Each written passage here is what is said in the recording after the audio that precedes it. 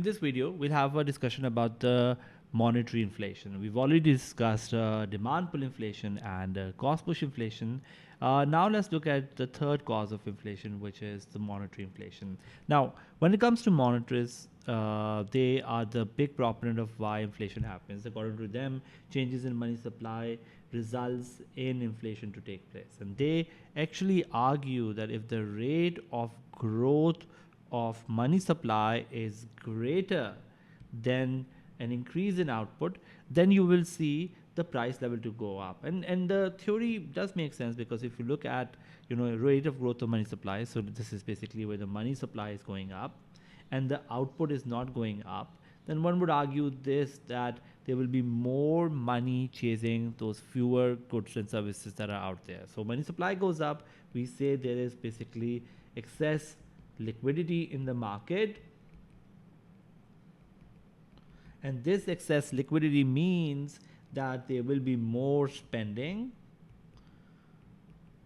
and this more spending would mean simply the idea that AD will go up, causing our prices or price level to go up. Now, this make sense if we are looking at a situation where the economy is already at a full employment kind of situation, where you don't have the flexibility to increase output, and as a result of that, the rise in AD due to a rise in money supply is causing a pressure on your output, and as a result your output is increasing, which means that the prices will go up.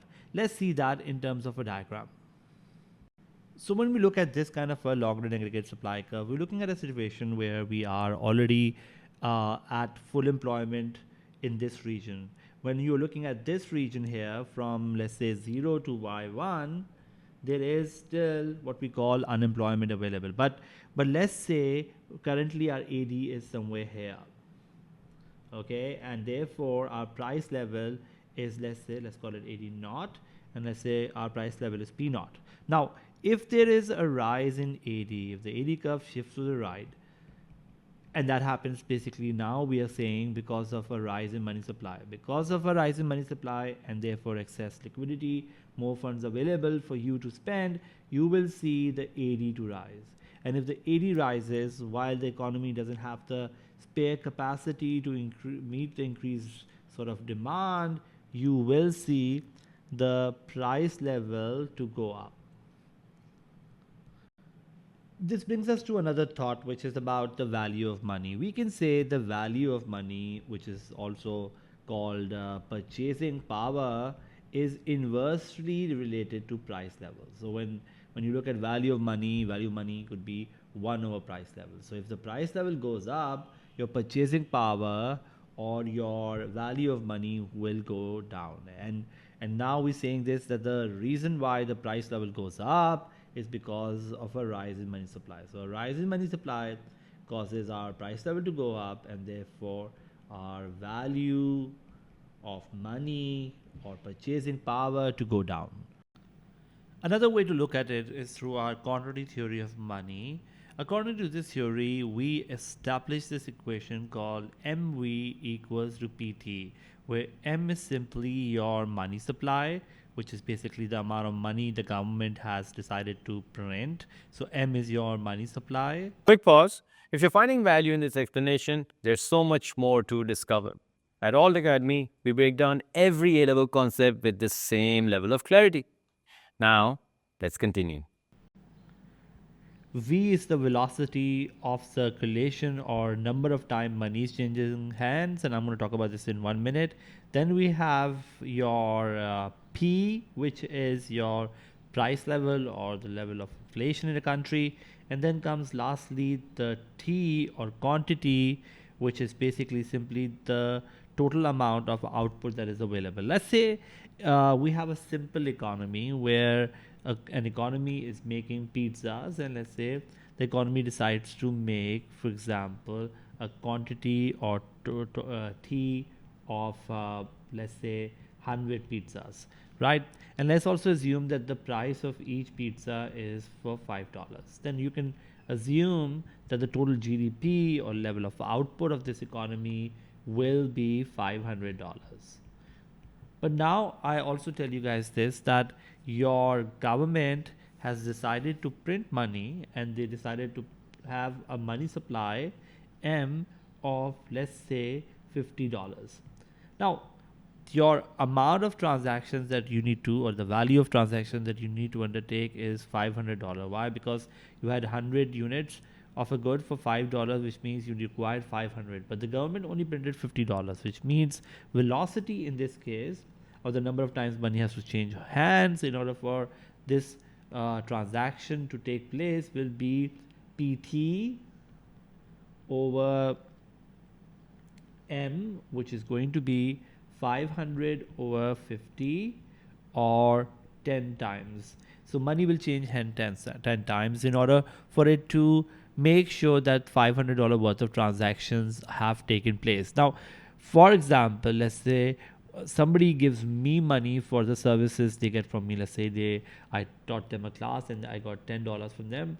Now I'll use that $10 to, let's say, buy a packet of, for example, chewing gums. Then that would mean that my $10 is now going to change hand from one person to another, and that is how the transaction will take place. So when I say money changing hands, this means that there is some spending that I will do from the money that I've received, which is how the money is changing hands in an economy. So this is how the equation works. But how does this explain your inflation? So according to the monetarists, when you look at MV equals to PT, they argue that V and T are constant. So they argue that V and T are constant, which means they argue that V and T are not changing. And so why do they say V and T are constant? Well, they say V is basically your velocity, or number of times money is changing hands, and they argue this, that V is simply your spending pattern. It is the reason why money is changing hands, because somebody might have a spending pattern. For example, let's say if I have $10 and I'm giving it to you because I've bought something from you, so that's why money is changing hands. So V is your velocity, or number of time money is changing hands, and T is the quantity that is out there in the economy. And according to them, the spending pattern doesn't change that often. And the reason why spending pattern doesn't change that often is simply because the idea that when you look at spending pattern, this is basically changing when there is a change in lifestyle. So if there's no change in lifestyle, people have a similar kind of lifestyle. Let's say for 4 years of you going to college, your spending pattern won't change, because those 4 years your lifestyle will be the same. You're a college student and so on. So when the lifestyle doesn't change that often, velocity won't change. So we can actually say this, it's constant. And T, or quantity, depends on your factors of production, your land, labor, capital, and enterprise. And because monetarists also assumes that in the long run there will be typically full employment, so these factors of production are not going to change over time, and as a result of that, this T is also something which is constant. So if V is constant, T is constant, then automatically whenever the government is increasing money supply, right, automatically your price level will go up. So when M goes up, money supply goes up, price level goes up. So that's the view of the monetarist economists, which explain that there will be inflation that will take place because the V and T are basically constant, and money supply automatically directly makes the price level to go up.